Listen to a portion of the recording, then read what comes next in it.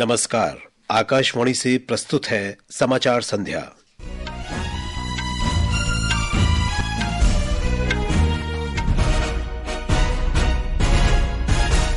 प्रधानमंत्री नरेंद्र मोदी ने महिला सशक्तिकरण, बीमा जागरूकता और वित्तीय समावेशन के लिए बीमा सखी योजना का शुभारंभ किया। कहा, सशक्त महिलाएं देश के विकास के द्वार खोलती हैं।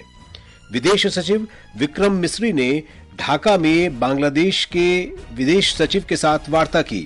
कहा, भारत पड़ोसी देश के साथ सकारात्मक और आपसी लाभदायक संबंध चाहता है। रक्षा मंत्री राजनाथ सिंह की मौजूदगी में आज रूस में नवीनतम multi role stealth guided missile frigate INS Tushil को भारतीय नौसेना में शामिल किया गया। संजय मल्होत्रा भारतीय रिजर्व बैंक के अगले गवर्नर होंगे। दक्षिण कोरिया ने राष्ट्रपति यून सुक येओल की विदेश यात्रा पर रोक लगाई और सिंगापुर में विश्व शतरंज चैंपियनशिप में 12वीं बाजी में चीन के डिंग लिजेंड ने भारत के डी गुकेश को हराकर मैच को बराबरी पर ला दिया। समाचार संध्या के साथ मैं विशाल शर्मा।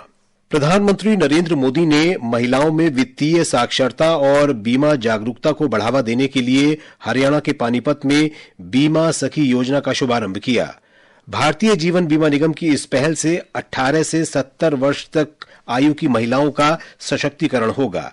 प्रधानमंत्री ने भावी बीमा सखियों को नियुक्ति प्रमाण पत्र वितरित किए। श्री मोदी ने करनाल में महाराणा प्रताप बागवानी विश्वविद्यालय के मुख्य परिसर की आधारशिला भी रखी। प्रधानमंत्री ने कहा कि उनकी सरकार ने पिछले 10 वर्षों में महिला सशक्तिकरण के लिए अभूतपूर्व कदम उठाए हैं। उन्होंने कहा कि देश ने बीमा सखी योजना के शुभारंभ के साथ महिला सशक्तिकरण की दिशा में एक और कदम बढ़ा लिया है। कुछ साल पहले मुझे यहाँ पानीपत से बेटी बचाओ बेटी पढ़ाओ अभियान शुरू करने का सौभाग्य मिला था। इसका सकारात्मक प्रभाव हरियाणा के साथ साथ पूरे देश में हुआ। अब 10 साल बाद इसी पानीपत की धरती से बहनों बेटियों के लिए बीमा सखी योजना का शुभारंभ हुआ है। यानी हमारा पानीपत एक प्रकार से नारी शक्ति की प्रतीक भूमि बन गया है। श्री मोदी ने महिलाओं को सशक्त बनाने के लिए और अवसर प्रदान करने पर जोर दिया। 2047 के विकसित भारत के संकल्प की सिद्धि के लिए हमें ऊर्जा के ढेर सारे नए स्रोतों की जरूरत है।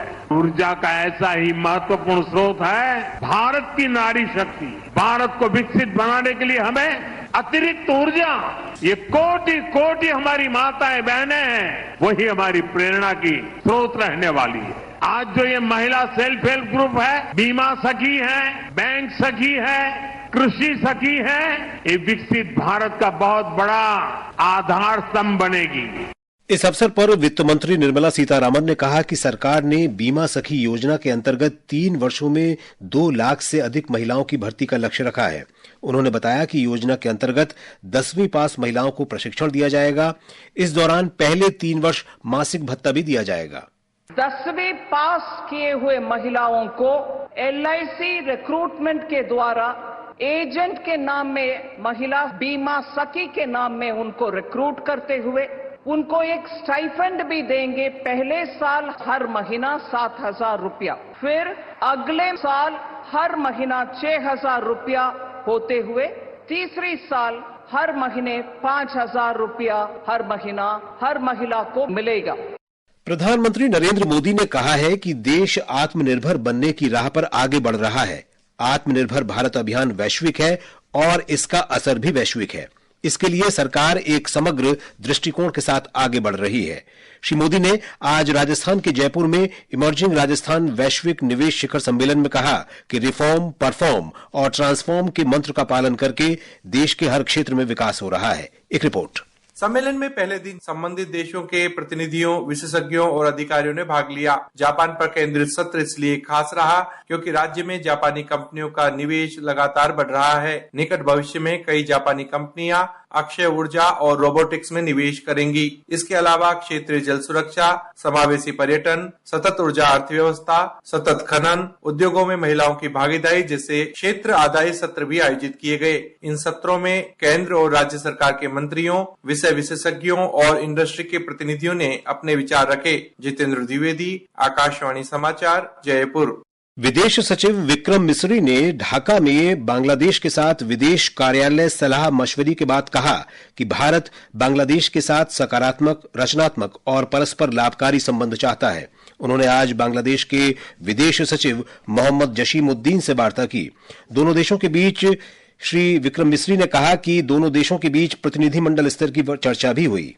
I emphasized that India desires a positive, constructive and mutually beneficial relationship with Bangladesh. We continue to see in the future this relationship as a people-centric and people-oriented relationship, one that has the benefit of all the people as its central motivational force. This is reflected on a daily basis in the development projects that have been executed on the ground in Bangladesh and that continue to be developed.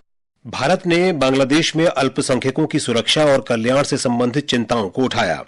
दोनों विदेश सचिवों ने सांस्कृतिक, धार्मिक और राजनयिक संपत्तियों पर हमलों की कुछ खेदजनक घटनाओं पर भी चर्चा की। विदेश मंत्री सुब्रमण्यम जयशंकर ने आज मनामा में भारत बहरीन उच्च संयुक्त आयोग की चौथी बैठक की सह अध्यक्षता की। अपने उद्घाटन भाषण के दौरान उन्होंने भारत बहरीन सहयोग के बढ़ते दायरे पर प्रकाश डाला, जिसमें व्यापार, निवेश, रक्षा और समुद्री सुरक्षा शामिल है। डॉक्टर जयशंकर ने बहरीन के साथ सहयोग बढ़ाने में भारत की प्राथमिकता की पुष्टि करते हुए कहा कि भारत अंतरिक्ष, शिक्षा, विज्ञान और प्रौद्योगिकी जैसे क्षेत्रों में बड़ी संभावनाएं देखता है। The high-level interactions that have taken place between our two countries, they testify to the strong bonds of friendship between us. The task for us is today to build on those, driven by a common commitment to peace, to security, to the pursuit of development and prosperity of our peoples and of the region. We see great potential in many new areas like space, education, fintech, science and technology. And I would like to take the opportunity to publicly affirm the priority that we attach to developing our cooperation with Bahrain. ये समाचार हमारी website www.newsonair.gov.in और हमारे news on AIR app पर भी उपलब्ध हैं। समाचार संध्या में आपका फिर स्वागत है। रक्षा मंत्री राजनाथ सिंह की मौजूदगी में आज रूस में नवीनतम multi role stealth guided missile frigate INS Tushil को भारतीय नौसेना में शामिल किया गया। श्री सिंह ने जहाज के शामिल होने को देश की बढ़ती समुद्री ताकत का गौरवपूर्ण प्रमाण और भारत तथा रूस के बीच लंबे समय से चली आ रही मैत्री में एक महत्वपूर्ण मील का पत्थर बताया। एक रिपोर्ट। आईएनएस तुशील को नौसेना युद्ध के सभी 4 आयामों हवा, सतह, पानी के नीचे और विद्युत चुंबकीय में संचालन के लिए तैयार किया गया है। यह विभिन्न उन्नत हथियारों से लैस है, जिसमें संयुक्त रूप से विकसित ब्रह्मोस सुपरसोनिक क्रूज मिसाइल और उन्नत रेंज वाली सतह से हवा में मार करने वाली मिसाइलें शामिल हैं। भारत और रूस की नौसेनाओं के बीच गहरे संबंधों पर प्रकाश डालते हुए श्री सिंह ने कहा कि भारत अपने मित्र देशों के साथ यह सुनिश्चित करने में विश्वास करता है कि क्षेत्र में समुद्री व्यापार सुरक्षित और संरक्षित रहे, जिससे निर्बाध व्यापार को बढ़ावा मिले। इस अवसर पर नौसेना स्टाफ प्रमुख एडमिरल दिनेश के त्रिपाठी ने परियोजना में शामिल सभी लोगों को बधाई दी। पल्लवी परमार की रिपोर्ट के साथ समाचार कक्ष से अभिषेक कपिल। संजय मल्होत्रा भारतीय रिजर्व बैंक के अगले गवर्नर होंगे। मंत्रिमंडल की नियुक्ति समिति ने उनके नाम को मंजूरी दे दी है। उन्हें इस महीने की 11 तारीख से 3 साल की अवधि के लिए इस पद पर नियुक्त किया गया है। 1990 बैच के राजस्थान कैडर के आईएएस अधिकारी श्री मल्होत्रा वर्तमान में वित्त मंत्रालय में राजस्व सचिव के पद पर कार्यरत हैं। वे शक्तिकांत दास का स्थान लेंगे। संसद के दोनों सदनों की कार्यवाही आज विभिन्न मुद्दों पर कई बार स्थगन के बाद दिन भर के लिए स्थगित कर दी गई। सदन में एक व्यापारिक समूह के खिलाफ कथित रिश्वतखोरी के आरोपों और कांग्रेस नेताओं के एक प्रमुख अमेरिकी संस्था के साथ कथित संबंधों को लेकर सत्ता पक्ष और विपक्ष के बीच हंगामा हुआ। लोकसभा में कांग्रेस, डीएमके और अन्य विपक्षी दलों ने इन मुद्दों पर हंगामा किया। उधर राज्यसभा में भी इसी तरह का हंगामा देखने को मिला। प्रधानमंत्री नरेंद्र मोदी इस महीने की 11 तारीख को वीडियो कॉन्फ्रेंसिंग के माध्यम से स्मार्ट इंडिया हैकाथॉन 2024 के ग्रैंड फिनाले में युवा इनोवेटर्स से बातचीत करेंगे। ग्रैंड फिनाले में 1300 से अधिक छात्रों की टीम भाग लेगी। इस अवसर पर प्रधानमंत्री उपस्थित लोगों को संबोधित भी करेंगे। राष्ट्रपति द्रौपदी मुर्मू कल मानवाधिकार दिवस के अवसर पर नई दिल्ली में राष्ट्रीय मानवाधिकार आयोग द्वारा आयोजित एक कार्यक्रम को संबोधित करेंगी। मानवाधिकार दिवस हर वर्ष 10 दिसंबर को मनाया जाता है। इस वर्ष का विषय हमारा अधिकार हमारा भविष्य अभी है। ये समाचार आकाशवाणी से प्रसारित किए जा रहे हैं। दक्षिण कोरिया में राष्ट्रपति यून सुक येओल के विदेश यात्रा करने पर प्रतिबंध लगा दिया गया है। पिछले मंगलवार को उनके द्वारा की गई अल्पकालिक मार्शल लॉ की घोषणा के कारण उनकी जांच की जा रही है। हालांकि मार्शल लॉ 6 घंटे बाद ही हटा दिया गया था। यह प्रतिबंध न्याय मंत्रालय ने उच्च रैंकिंग अधिकारियों के लिए भ्रष्टाचार जांच कार्यालय CIO के इस बारे में आदेश की घोषणा के बाद लगाया है। विश्व शतरंज चैंपियनशिप की 12वीं बाजी में विश्व चैंपियन चीन के डिंग लिजन ने ग्रैंडमास्टर डी गुकेश को हरा दिया है। 14 बाजी के मुकाबले में दोनों खिलाड़ी 6-6 अंकों के साथ बराबरी पर हैं। गुकेश ने कल 11वीं बाजी जीती थी। 7.5 अंक लेने वाला खिलाड़ी नया विश्व चैंपियन बनेगा। आकाशवाणी का समाचार सेवा प्रभाग हिंदी और अंग्रेजी में अपने साप्ताहिक कार्यक्रम पब्लिक स्पीक में आज रात 9:30 बजे तपेदिक मुक्त भारत विषय पर परिचर्चा प्रसारित करेगा। परिचर्चा में स्वास्थ्य और परिवार कल्याण मंत्रालय में उप महानिदेशक TB professor Urvashi B Singh और अखिल भारतीय आयुर्विज्ञान संस्थान में पल्मोनरी मेडिसिन के प्रोफेसर डॉक्टर विजय हड्डा भाग लेंगे। श्रोता तपेदिक की पहचान और उसके उपचार से जुड़े विभिन्न पहलुओं पर हमारे विशेषज्ञों से प्रश्न पूछ सकते हैं। वे सरकार की ओर से चलाए जा रहे 100 दिन के तपेदिक उन्मूलन अभियान के संबंध में भी अपने सवाल पूछ सकते हैं।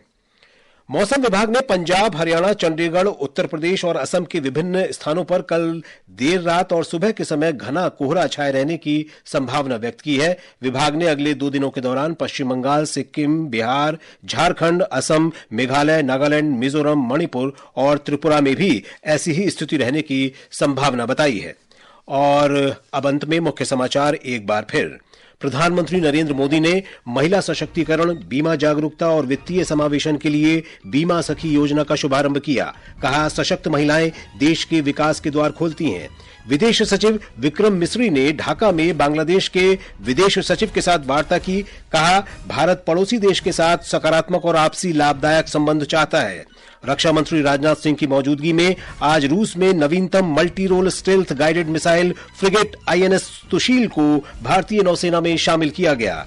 संजय मल्होत्रा भारतीय रिजर्व बैंक के अगले गवर्नर होंगे। दक्षिण कोरिया ने राष्ट्रपति यून सुक येओल की विदेश यात्रा पर रोक लगाई। इसके साथ ही समाचार संध्या का ये अंक समाप्त हुआ। नमस्कार।